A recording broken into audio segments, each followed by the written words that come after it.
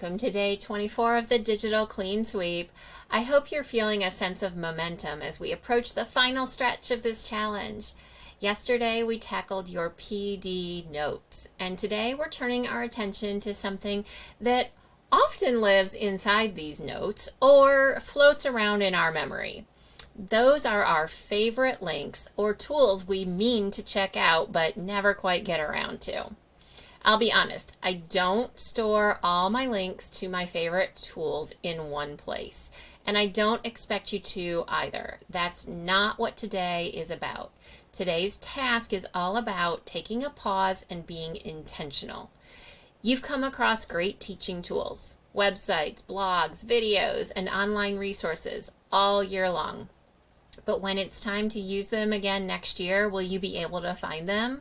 Worse yet, will you have completely forgotten they existed and end up only using 2 to 3 tools repetitively, or struggling to find a tool to use for a specific task?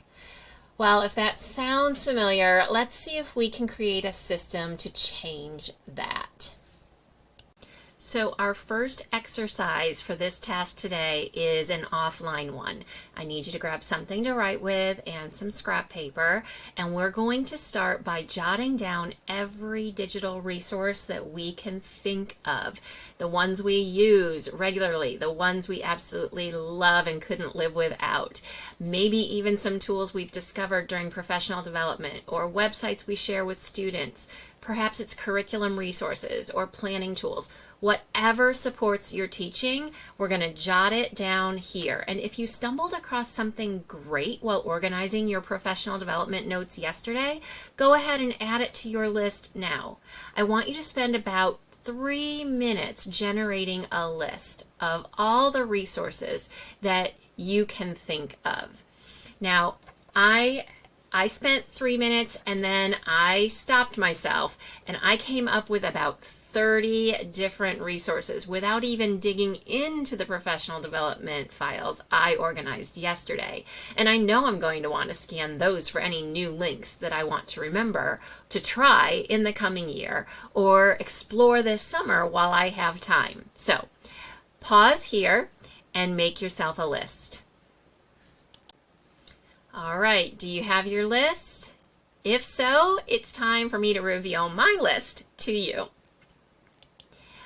As I said, I've got about 30 different resources on my page, and it's just a hodgepodge of things. I have tools that I use with students. I have tools that have AI and tools that do not. I have tools for science. I have tools for reading. I have tools for lesson planning and LMS creation.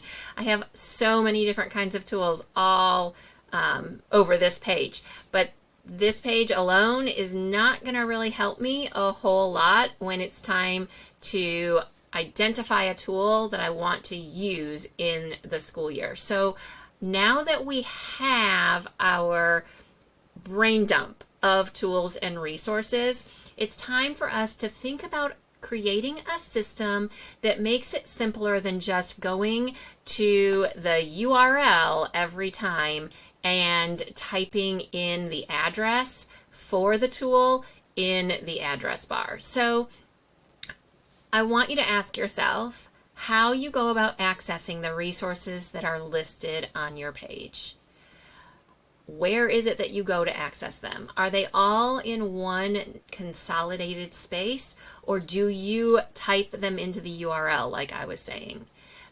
Does it save you time? Does it create frustration? So if you need to reconsider your strategy, this is the day, this is the time for us to pick and improve our systems.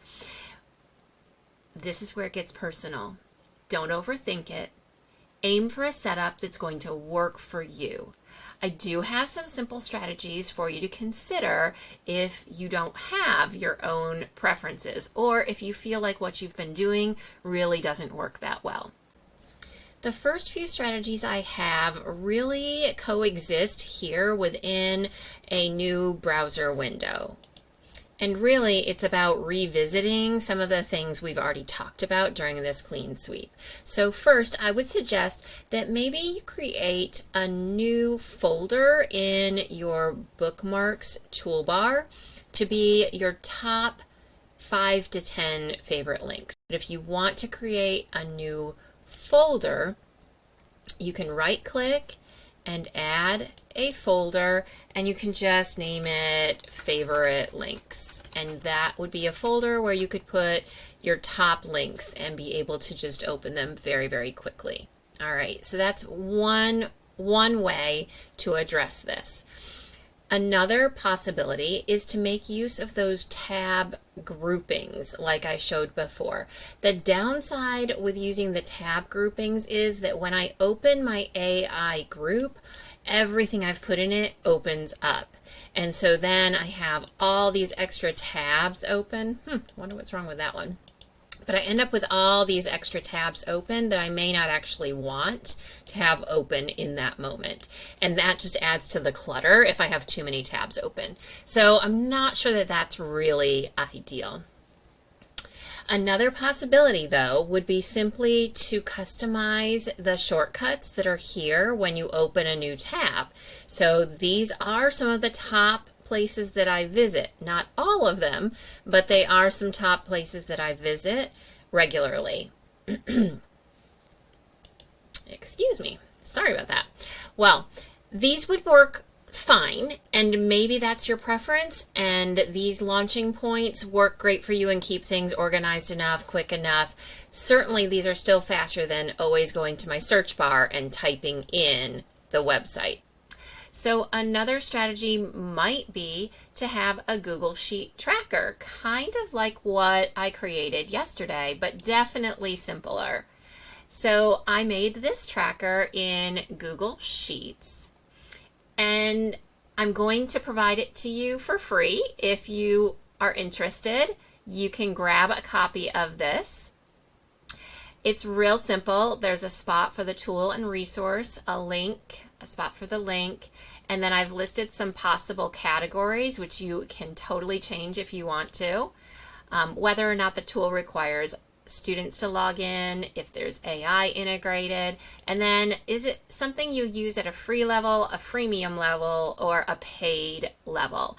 I'm even going to include for you a tab that if you don't want to start from scratch, these are my favorites. These are all the things that were on my brain dump sheet. Yes, I took this and I dropped it all into this spreadsheet for quick reference this coming school year. I've identified the things that I use at a free versus paid level, or if I'm using a freemium level. For example, Canva is a freemium level because you get all the pro features for free if you're an educator. So it's really not just the free basic level. And so I've indicated that it's the freemium level. I want to point out a benefit of using these categories and being able to include multiple categories. You can filter the sheet so that we can find anything on a certain topic or a certain category. So when I turn on the filter icon and click here, I can filter by condition instead of by value. And I'm going to choose text contains, and then I'm going to choose reading.